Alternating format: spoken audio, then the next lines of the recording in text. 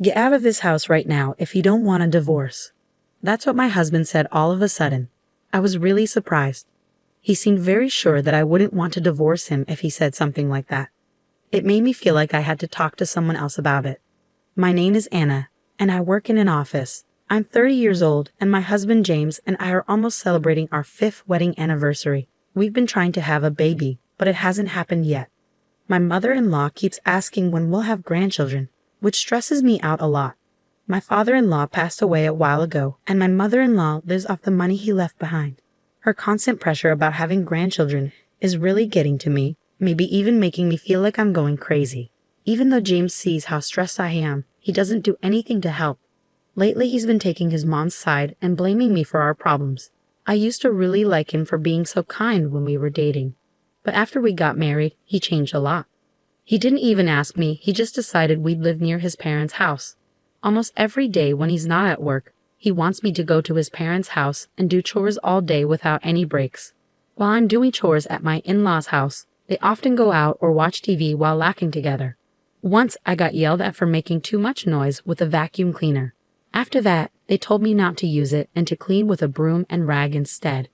Then my sister-in-law moved back in. She used to live nearby but had some problems and had to come back. Her coming back made things even harder for me. She has a 4-year-old daughter and wants me to make her lunch every day. When I say I can't because of my job, my mother-in-law gets mad and says, "Your sister-in-law is dealing with a divorce." My husband says, "Can't you help the family?" And my sister-in-law says, "It'll be good practice for when you have your own child." So I wake up at 4 a.m. every morning to make my niece's lunch and breakfast for my in-laws, then go back home to finish my chores and go to work. That's the tough routine I'm stuck in. And my husband doesn't help with anything at home. The only time I get to rest is during my work breaks. One day, my husband dropped a bombshell on me. "You should quit your job." I've talked to my mom and sister about it. You know she's having a hard time. Don't you understand? "No, I don't get it," I said. He snapped at me and went to take a bath. I couldn't see why my sister-in-law's divorce meant I should quit my job. My husband has a low-paying job, and there are times when I earn more than him. Does he think we can live on his salary alone? Neither my mother-in-law nor my sister-in-law work. I don't understand why they can't handle the housework.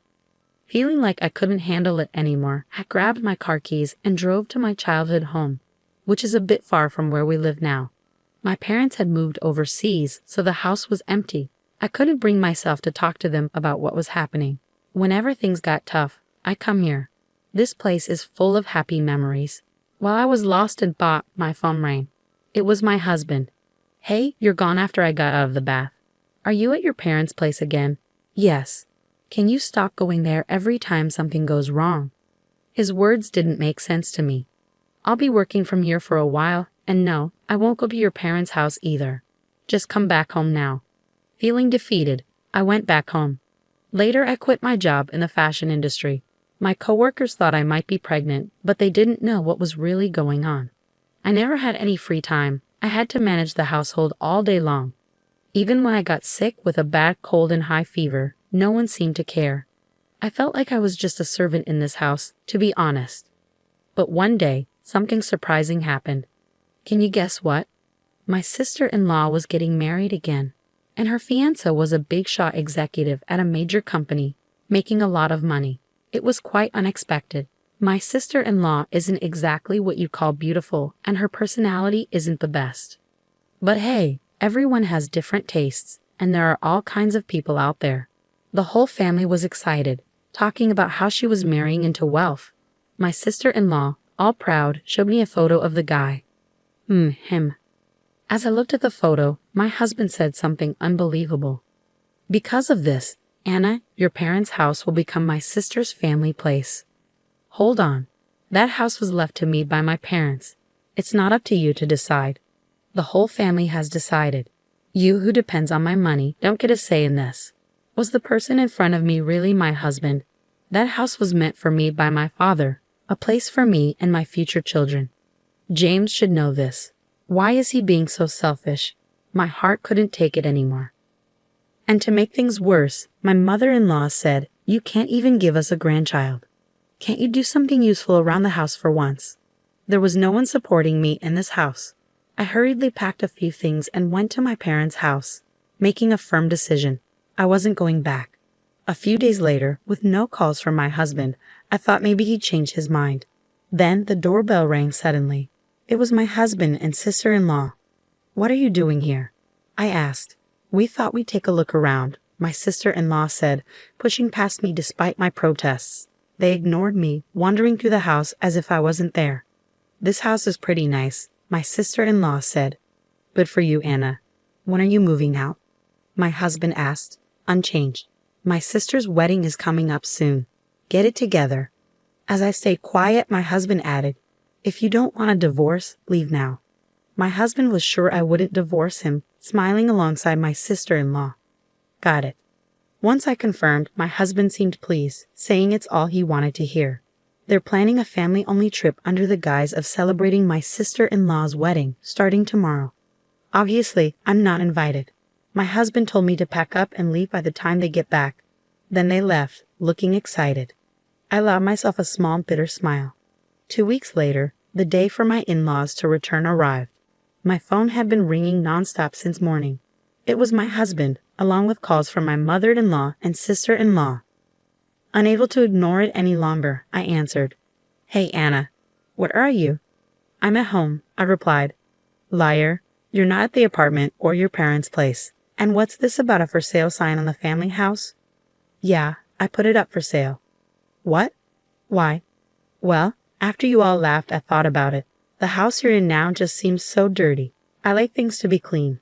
I'm divorcing you." "Don't mess with me," my husband yelled. That was going to be my line. "Let's talk to our lawyers from now on," I said firmly and hung up on him while he was still yelling. On the day my husband and sister-in-law returned, I had already contacted a friend of my father's who runs a real estate company. I didn't know much about selling houses, but he kindly guided me, and we made a pretty good deal. By the way, the apartment we were living in was in my name, since my husband couldn't pass the screening process. Since I had no intention of staying there anymore, I canceled the lease while they were away and sent all of my husband's belongings to his parents' house, with them paying for delivery. Even after that, I kept getting calls from my in-laws, which I completely ignored. I recorded all the awful messages they left on my voicemail. According to my lawyer, my husband was hesitant about the divorce, even though he'd said he wanted it. It seemed he didn't want to lose his maid. I thought it would be a tough fight, but then suddenly, my husband agreed to the divorce. My lawyer told me they all showed up at his office, saying they wanted to divorce me and to do it quickly. My husband had been unsure about the divorce, but my mother-in-law convinced him that since my sister-in-law's new husband was rich, they could hire a new housekeeper with money and replace me with a younger wife. Hearing this, my husband agreed to the divorce. They also offered a small settlement if I agreed not to bother them anymore. I thought that was supposed to be my line, but I decided to accept their offer. Soon after, my sister-in-law got remarried. Life was quiet for a while after that. Taking care of myself turned out to be much easier than I expected. I wish I'd divorced sooner. Well, I'm finally free. Time to enjoy my new life. Just as I was starting to settle into my new life, out of nowhere, my in-laws showed up at my doorstep. The moment I opened the door, they barged in, and my ex-husband demanded, "We need to talk. Sit down." Feeling bewildered, I reluctantly took a seat. Then he said, "Come back home. We forgive you." I couldn't believe what I was hearing, so I replied, "Excuse me." I wanted them to leave right away, so I joked, "How are you talking about your sister's husband? Has he vanished?" Their eyes widened as if to say, "How do you know about that?" And they stared at me. "What do you know?" my ex-husband asked. "Something. After we got married, he suddenly disappeared. We can't reach him," the mother-in-law added, sounding excited. "And to make things worse, he ran off with her family's money." "Was this your doing? You've brought us such bad luck." Daughter-in-law. She looked like she was about to attack me. Tired of their accusations, I decided to reveal a truth to them. "Wow, I didn't know your sister liked hamburgers so much." "What? Why are you suddenly talking about hamburgers? Don't you know? Your sister's husband isn't some executive at a big company. He's just a part-time worker at a hamburger joint." Hearing this, my sister-in-law froze, speechless. I continued, "Back when I was single, my friend and I used to visit different burger places. There was one where a guy always messed up orders and got yelled at. Turns out, it was your sister's husband. When I started dating my husband, he said no more burgers, so I stopped going. I recognized him from a photo your sister showed me, but I didn't want to interfere. When I showed her the burger joint's website for proof, she looked at her husband's picture there. By the way, I visited the shop recently, but he wasn't there anymore. He probably left town.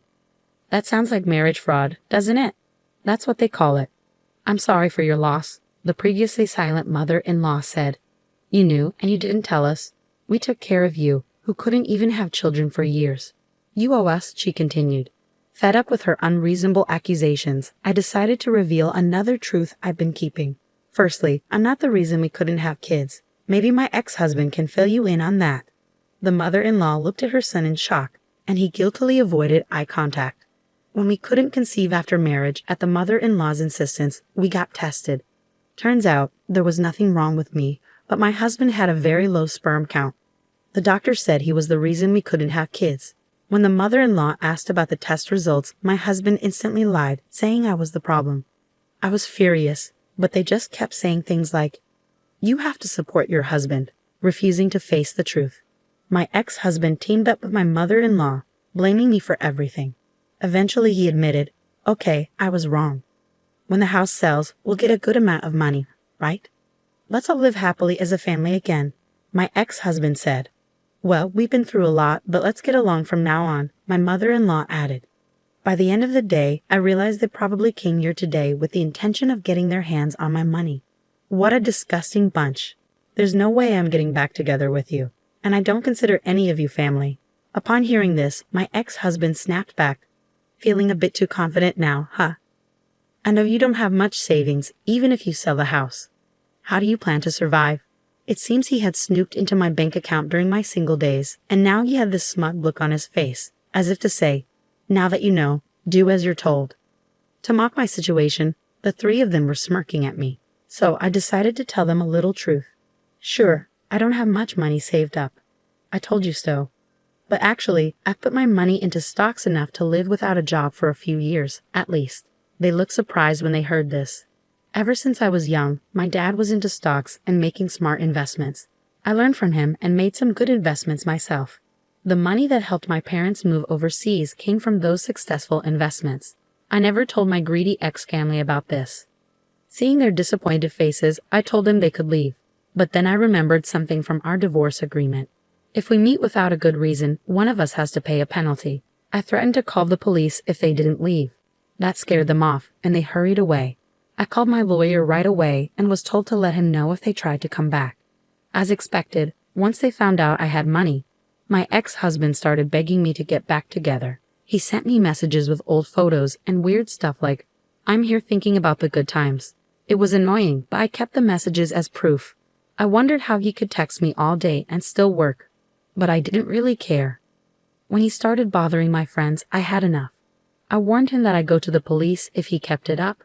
I sent him a picture of our divorce agreement and the nearest police station. After that, he stopped messaging me and I never heard from him again. I thanked my lawyer, and then he told me something shocking. Turns out, my ex-husband had a plan to rely on his sister's new husband for money. He even quit his job when she got remarried. It was pretty dumb of him to leave a good job at a good company. I've asked for some documents. They should be coming soon, I told my lawyer. I had also asked another lawyer for help with a different issue. After we got married, I started noticing something strange. My favorite things were slowly disappearing. First, it was a necklace I bought when I was single. Then, it was a fountain pen my parents gave me when I started working. Bags, rings, and especially the fountain pen, which meant a lot to me, all vanished one by one. When I confronted my husband about the missing things, he just yelled at me to stop worrying. That made me even more suspicious, so without telling him, I set up a camera in our closet.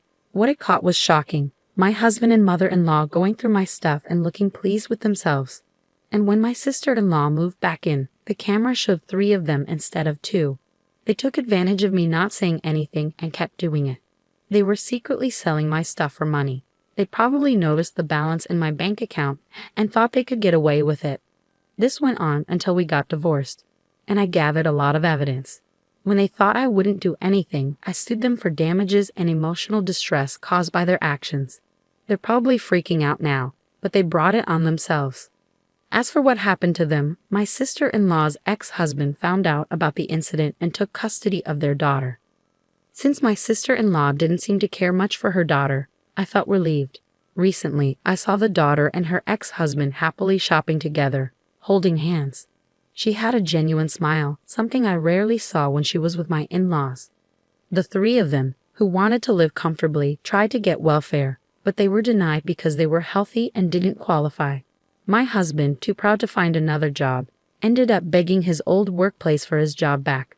But they were glad he had quit and called the police when he wouldn't leave. Now he has to take day labor jobs to make ends meet. My mother-in-law and sister-in-law had to pay me compensation, so they both started working part-time at a nearby supermarket. But since they weren't used to working, they struggled with their new jobs. Interestingly, ever since they started working there, the supermarket's sales have dropped significantly. They've earned themselves a nickname, the plague-bringing mother and daughter. By the way, the hidden camera from my marriage is still around. Turns out, they were renting the house they lived in, not owning it like I thought. When they couldn't afford the rent, they moved to a rundown apartment that's known for being pretty bad.